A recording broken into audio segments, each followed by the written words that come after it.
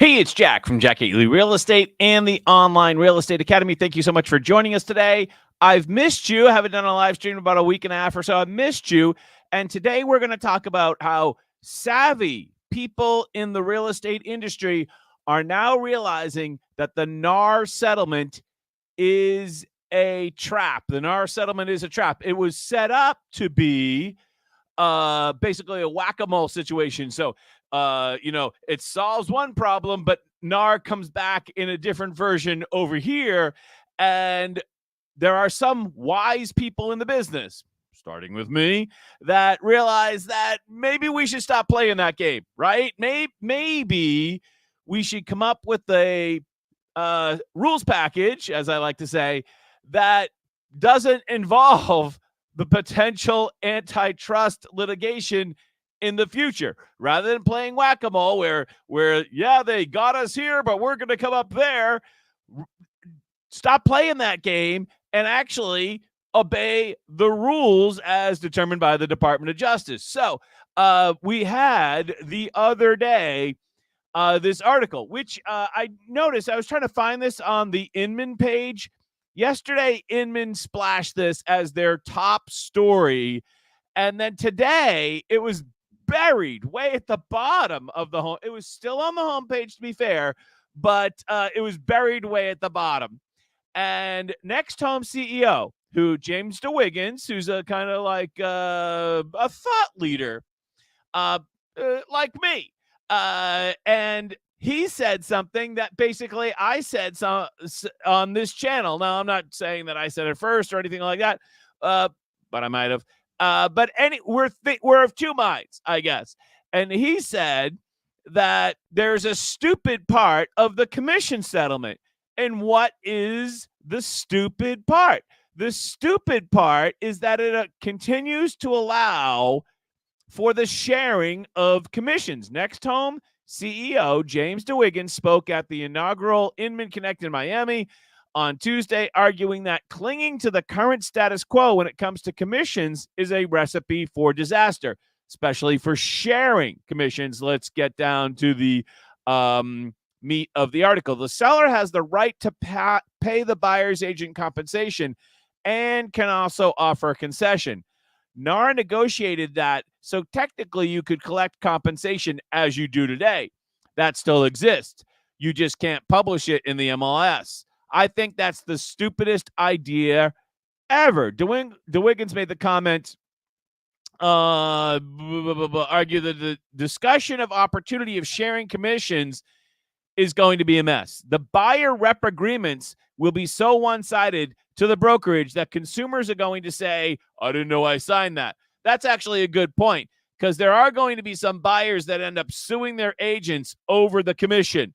I just got a call from a broker, good friend of mine, broker the other day, and he said that it finally happened.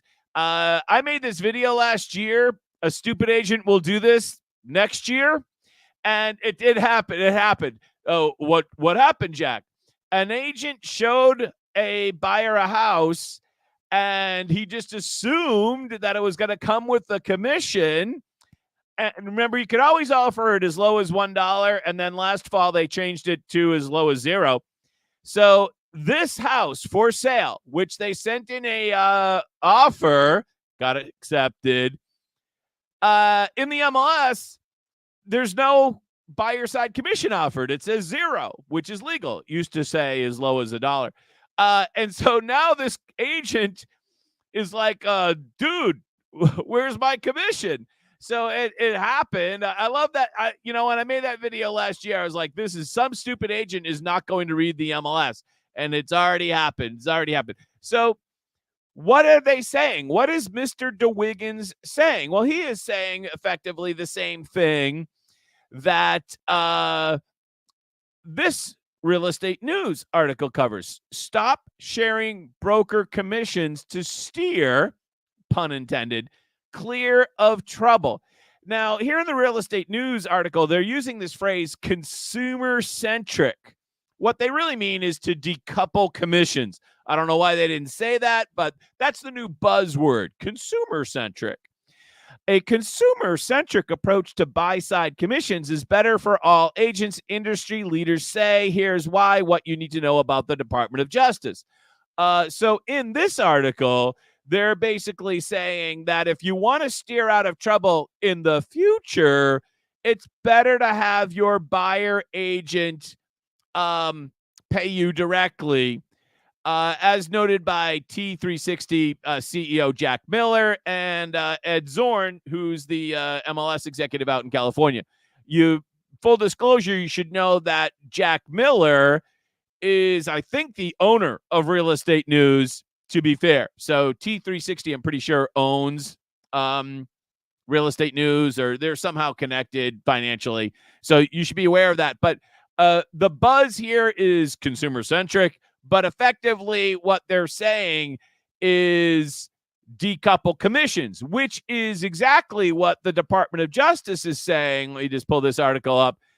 And as I covered, let's go it this way. I think this will be better. In my last live stream, on page 20 of the Department of Justice no select letter in the MLS PIN case released on February 15th of this year, if a buyer requests in an offer that the seller pay her broker from the proceeds of the home sale, it would be straightforward for a seller to compare offers that include a request for the seller to pay the buyer's broker commission. A seller only has to compare net dollar amounts. This type of conditional offer is already permitted under the federal government lending programs. In other words, by the way, that's again page 21 of the no select letter. In other words, there is a clear pathway for no more problems with the Department of Justice if you just follow the no select Department of Justice letter, which is exactly basically what Mr. DeWiggins is saying in this article from Inman, and also, wrong button, and what Mr. Miller is saying in this Real Estate News article. If you don't want any more trouble, then stop sharing commissions, which is exactly what I've been saying for a long time, Remember, just because the NAR settlement allows you to share commissions doesn't mean you have to, or doesn't mean that you should, or that it's a good idea, right? No, it doesn't mean it just because the lender will lend you $970,000 doesn't mean it's a good idea to borrow that much money, right? Same thing. Remember the chart we put up once again, new buttons here. We'll see if we figure it out. Oh, that's better now. Door number 1, door number 2, door number 3. Door number 1 is the most lenient, and door number 3 is the most strict of the 3 potential options. For those of you who think that the NAR settlement is a done deal, especially here in Massachusetts, where we have this outstanding MLS PIN issue, you're wildly mistaken. There is a conventional wisdom that the NAR settlement is going to happen. It might, but the way you think it should be implemented, where it allows the sharing, that might not be a good idea. The wiser people like me are starting to tell you that even though it allows you to share the commission, probably not a good idea. You're much better, if we can bring this chart up again here, the chalkboard again, you're much better following door number 3, which is the letter of interest from February 15th in the MLS PIN case. In other words, yes, you're allowed to cooperate on commission, but it's a bad idea. Don't do it.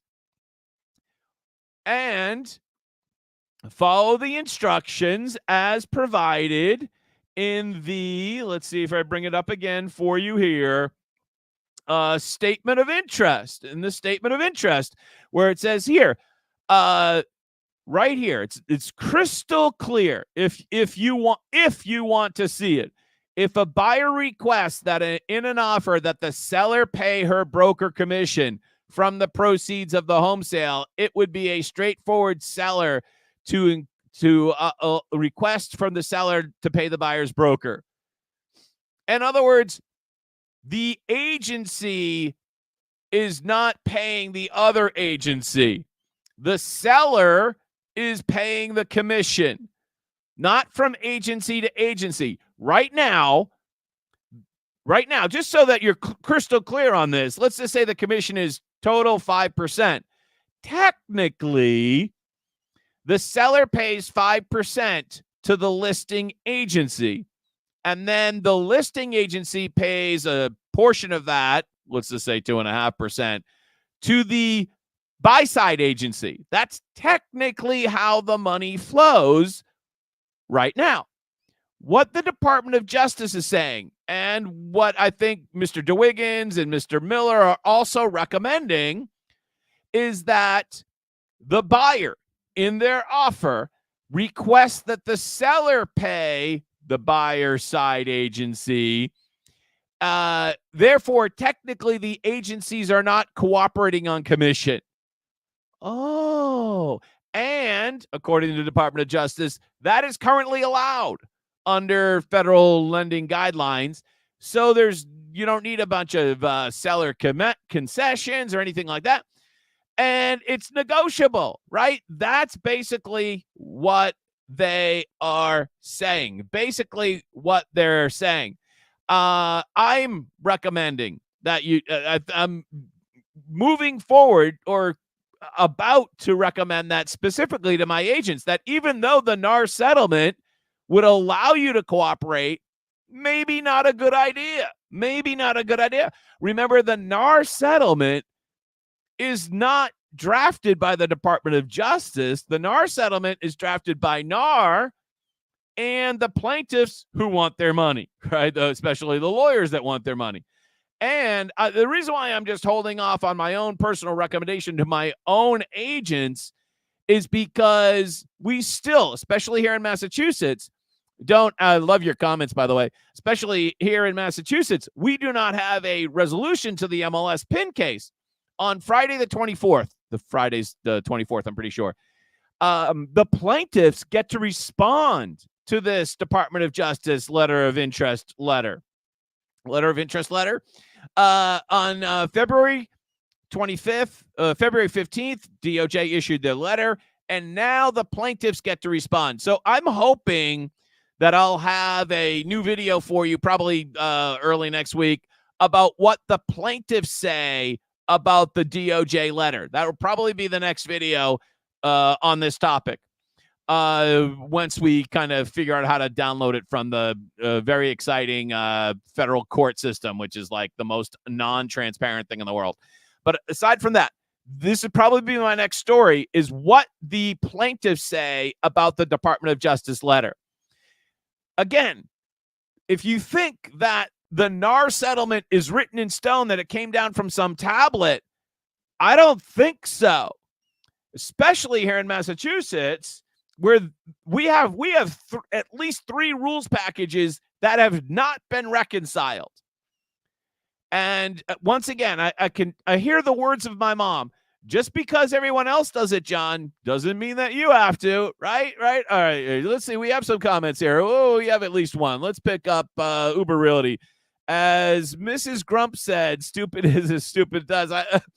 That is true, Mrs. Gump. Did I say Grump?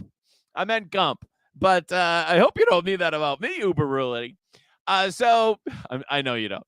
I think the savvy people in this business, and I don't know Mr. Miller, but I'm pretty sure he's pretty smart.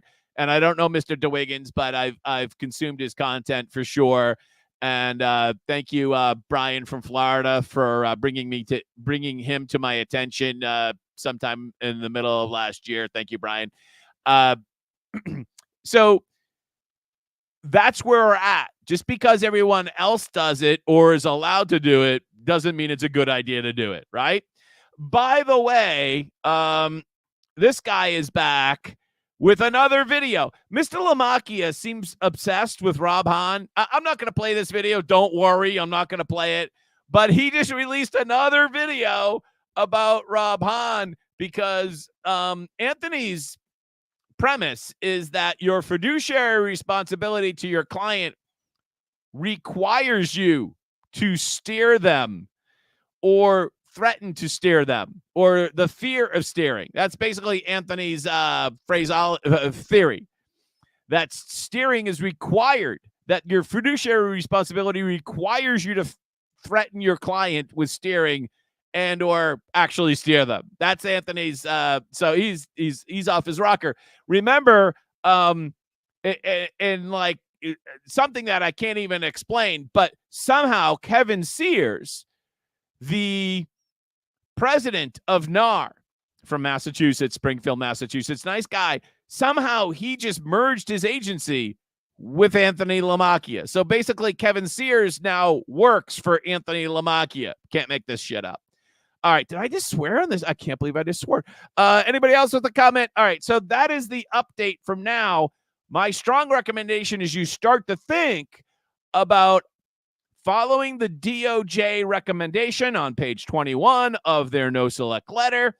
That's kind of where I'm headed right now in terms of what I'm eventually going to advise my agents to do. By the way, later this week, we are going to have a video, kind of a deeper dive video on a very important book that was just released this week. It's not, no, this is going to be an important book. It's going to be following up a series of videos I've been making about how to be a successful agent, no matter what the rules package ends up to be. All right. So until then, I'm Jack Gately for Jack Gately Real Estate and the Online Real Estate Academy. You have a great day. Go make some money. Bye-bye.